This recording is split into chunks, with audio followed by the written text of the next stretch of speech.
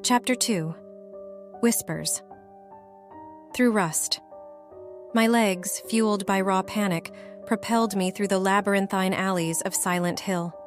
Each groan of rusted metal, each creak of warped wood felt like a twisted taunt from the shadows that clung to me like a shroud. The stench of decay hung heavy in the air, a constant reminder of the town's macabre embrace. Then, a flicker of movement at the edge of my vision. A figure, shrouded in mist, drifted towards me, its form shifting and blurring like smoke. My breath hitched, a primal scream clawing at my throat. But before I could react, the figure dissolved, leaving behind only an echo of cold dread. I pressed on, desperation giving my legs a strength I didn't know I possessed. The streets seemed to twist and turn in mockery, familiar landmarks morphing into grotesque parodies of themselves.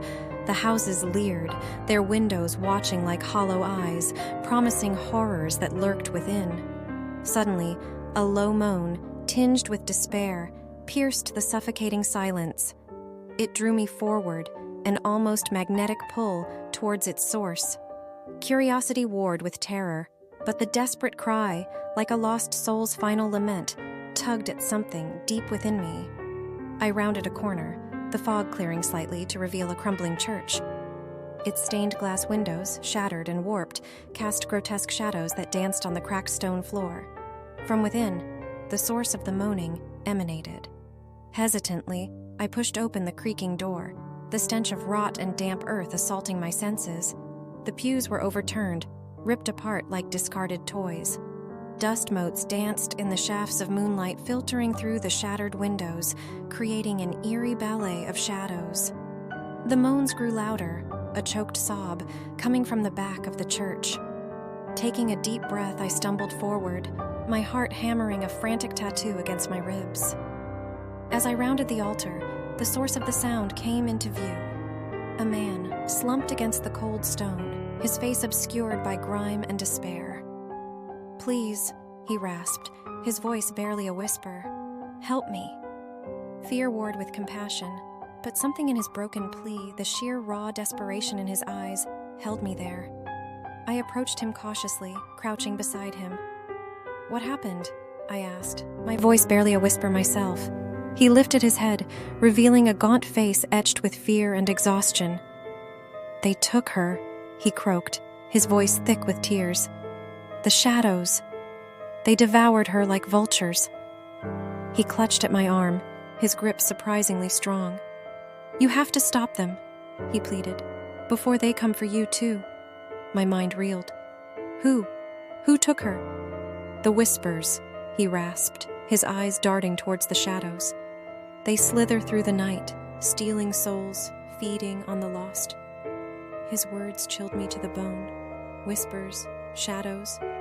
Was this town truly haunted by the tormented spirits of its past? Or was it something more, something darker, more primal? The man shuddered, then let out a choked gasp. His grip slackened, his eyes glazing over. "Run," he whispered, his last breath a rattle in his throat. I stared at his lifeless form, a wave of nausea washing over me. The church door creaked open with a slow groan, and a frigid wind swept in, carrying with it the faint, chilling whisper, "Elena." Terror surged through me. I scrambled to my feet, leaving the dead man and his chilling warning behind. My mind was a storm of fear and confusion, but one thought hammered like a mantra: run, just run. I burst out of the church, the fog swirling around me like a ghostly embrace. I could hear the whispers now, faint at first, then growing louder, swirling around me in a cacophony of voices. They slithered into my ears, weaving nightmares into my mind, promising unimaginable horrors. I didn't look back. I just ran, my legs pumping, my lungs burning. The town blurred past, streets morphing into an endless tunnel of mist and shadows. The whispers chased me, taunting, threatening, promising a destiny darker than the fog itself. How long I ran, I don't know. Time lost all meaning in this nightmarish landscape, but exhaustion finally claimed me, my legs giving way beneath me. I collapsed onto the cold pavement, gasping for breath, tears streaming down my face. Like and subscribe for more. Creepshow Cabin.